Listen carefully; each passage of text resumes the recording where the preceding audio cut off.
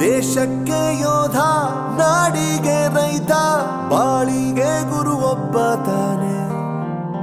ಅಕ್ಷರ ಕಲಿಸೋ, ಅಜ್ಞಾನ ಅಳಿಸೋ, ಅವನೂನು ಅನ್ನದಾತಾನೆ.